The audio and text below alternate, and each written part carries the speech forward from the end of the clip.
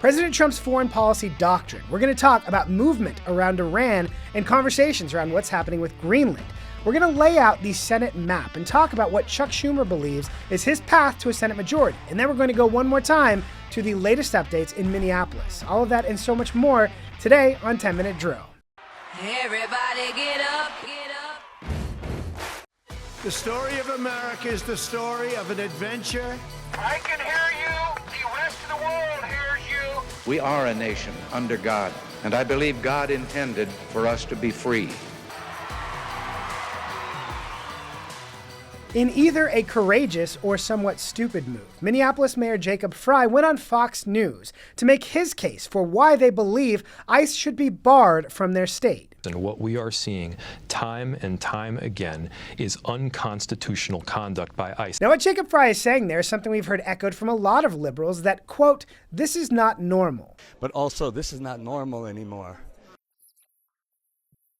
But what if what's going on with ICE right now and immigration enforcement around the country actually is normal? When we look back at President Obama, who had more deportations than President Trump, he worked very closely with ICE. He was even pressed on it a few different times. Here's from one White House press briefing. There have been reports that the Department of Homeland Security and ICE have begun removal operations, I think what they're calling it, others are calling it raids, against Central American families who came across the border illegally over the past year and a half. And some of the reports suggest that, families, the Los Angeles Times quoted a woman saying that her family in Georgia, ICE agents came in, looked room to room, woke up her own kids. They were shaking with fear. And here's a segment from CNN where they did a ride-along with ICE as they did raids very similar to what we're seeing right now in Minneapolis. ICE's purpose is to focus on criminals and community safety by taking these recidivist criminals out of our communities. Now, you'll note that during the Obama years, when he was using ICE to deport even more people than President Trump is doing right now, there weren't organized protests around the country. There weren't the kind of mobilized activation where protesters are being encouraged to actually physically confront ICE, like what we've seen with Minneapolis ICE Watch. This is not normal. Officers getting attacked. They're surrounded and they're being attacked. We only have a few officers, but we have, 60 to 70 agitators that are fighting them, and we need help. One thing that Border Commander Greg Bavino said is these people are not mobilizing around sympathetic cases. They are trying to interfere in any ICE arrest they see. What are these people blowing those whistles for? You know, it's interesting you ask that, Matt. Oftentimes these individuals have no reason or they have no clue why we are in an area. We could arrest, again, a child molester or a child rapist or a murderer, illegal alien, and they don't seem to care. So when you have organized agitators trying to stop ICE even from arresting child molesters, murderers like the ones that the administration has told us are there in Minneapolis, that is not normal. And what you have to remember is what didn't exist in the Obama years is a paid left-wing dark money outrage machine that incentivizes this type of activism and pays people to protest. For example, here's Laura Ingraham talking to protesters in Minneapolis. Shame! Shame! Do you have a job? Do you have a job? Shame! Shame! I'm getting paid right now! There is an outrage machine stoking this for money, and in many cases it's funded by our tax dollars. For example, groups like Indivisible, Council on American Islamic Relations, and the Racial Justice Network, to name just a few, many of them have received money from government groups. Indivisible has taken money from groups like the Tides Foundation, which has taken money from USAID. So Democrats have found very creative ways to launder our own tax dollars back to groups protesting and trying to stop our tax dollars from carrying out things like immigration enforcement that's so important. So again, when you hear that this isn't normal, it's right. It isn't normal, but not for the reasons that you might be hearing or thinking. But let's go back to Minneapolis one more time. Here's Keith Ellison. We're not saying that ICE cannot have a presence in Minnesota. We're saying the dramatic escalation, which is unwarranted and politically motivated, is harming our state. You can't say that the dramatic escalation is unwarranted when your state and city policies are to work against ICE, both with sanctuary policies that protect even the most violent, criminal, dangerous, illegal immigrants, but also bar your law enforcement from working with ICE. What our policy says is that I don't want our police officers spending time working with ICE on immigration enforcement. We've talked about the escalating situation in Iran, and the escalation has also included President Trump's words. Here he is in Michigan. To all Iranian patriots, keep protesting.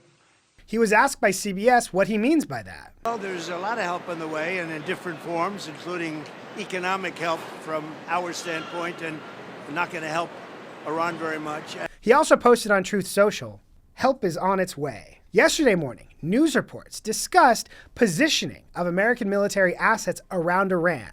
We can confirm that the U.S. is withdrawing some personnel from major bases across the Middle East due to heightened regional tensions. Experts have noted that this type of positioning is very similar to what we saw right before Operation Midnight Hammer, President Trump's previous operation to take out Iran's nuclear facilities. There is a lot of conversation happening, President Trump sending signals of what America is going to do in response to Iran cracking down on protesters. But the world is watching.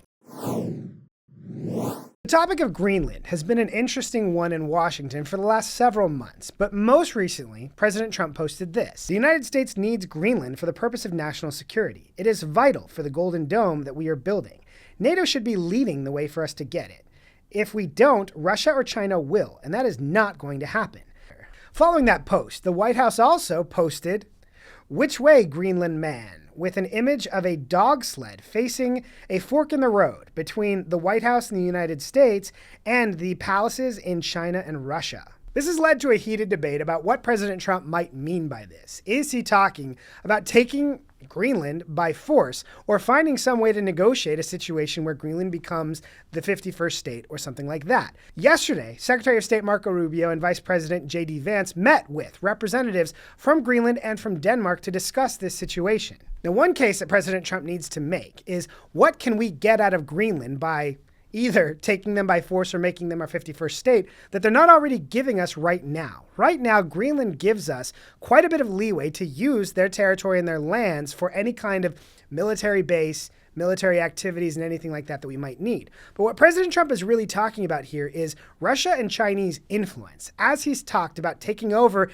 and having a greater level of control over our hemisphere with operations like he carried out in Venezuela, the focus has been on getting Chinese and Russian influence out of our hemisphere so that it can't be positioned against us with countries nearby us. But the other issue that hasn't been talked about quite as much is President Trump is concerned about European influence. Greenland is obviously a NATO country, so it's not going to be taken over the way that Ukraine was by Russia or anything like that, but we're still wary of the influence of countries that are working against us. Now, the EU is our friend, they're our allies, but they are working against us on issues like tech policy, where they've cozied up to China and Huawei while trying to levy huge fines on American companies. So while President Trump's messaging around Greenland might be causing a lot of consternation among NATO and European allies, the underlying energy behind it is based in very real concerns.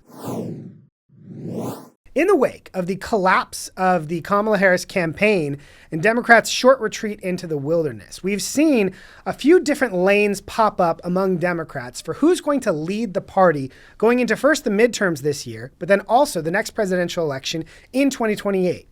Semaphore has a very interesting article about a group that has one lane in mind. Progressive Democrats urge party to go populist in midterms. 4 progressive Democratic senators are telling their colleagues to pivot quickly to economic populism, according to details first shared with Semaphore. Billionaires and corporate interests have captured our political system, but our party's anemic response to the rigging of our democracy and economy in favor of the ultra-wealthy has eroded our credibility with working people, wrote Democratic Senators Chris Murphy, Adam Schiff, Elizabeth Warren, and Tina Smith in a letter to their Democratic colleagues. Now, this telegraphed shift towards populism runs into a bit of a brick wall of history and reality when all of these Democrat senators voted with Joe Biden's plans to make Democrat donors at wind and solar companies into billionaires. So they're not really populists if they're just picking and choosing which corporations they really like. But they are trying to show this new progressive far-left strain in a few different ways, including their influence in party primaries. This week, former Democrat Congresswoman Mary Patola announced that she was entering the Alaska Senate race to challenge Republican Dan Sullivan. With this announcement, Chuck Schumer laid out his Senate map and his views for Democrats' best chances to take back the majority in the 2026 midterms.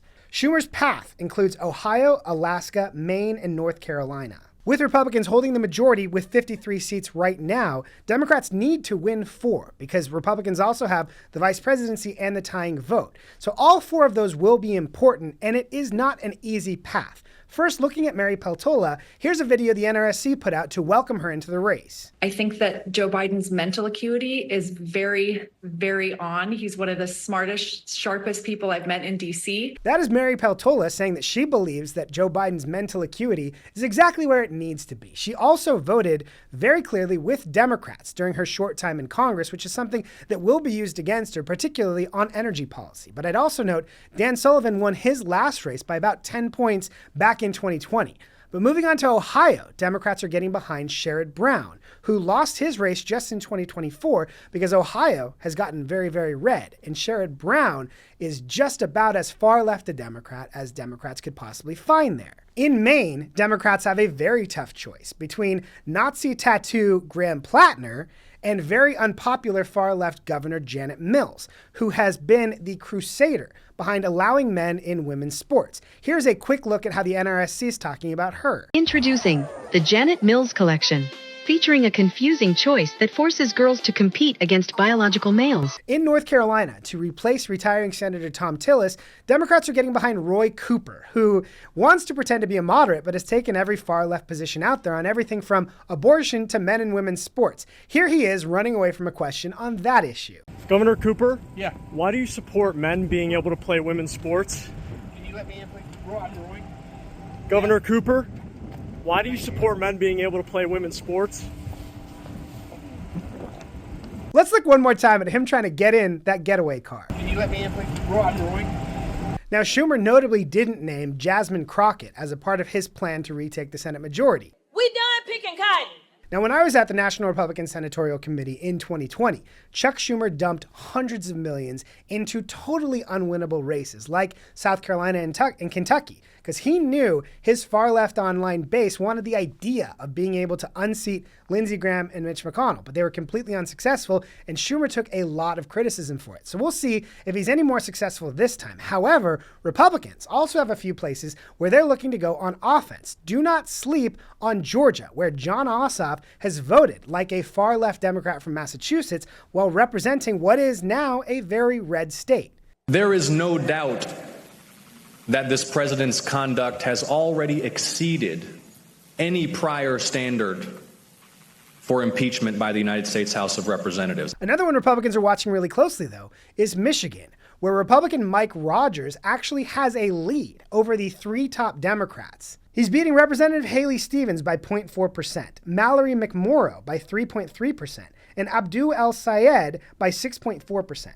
Now, with Haley Stevens, the Democrat frontrunner in that race, meet Haley Stevens. You will see darkness, you will be pushed, and our society needs you to stand together at this time. Our country loves you. To our For our You Can't Make It Up segment today, we go back to a little bit of waste in California. This from the Center Square. California's main state retirement program, CalPERS, is going to pay someone $220,000 to integrate DEI principles into investment practices, recruiting staff for DEI-informed proxy voting and ESG investing, the Center Square has learned. The catch? She has no experience in finance. So if you are a California pension holder of any kind, good luck. That is all the time we have for today. Thank you so much for joining us this week for 3 episodes of 10 Minute Drill. Please leave us a review, like, subscribe, tell your friends. Have a great week.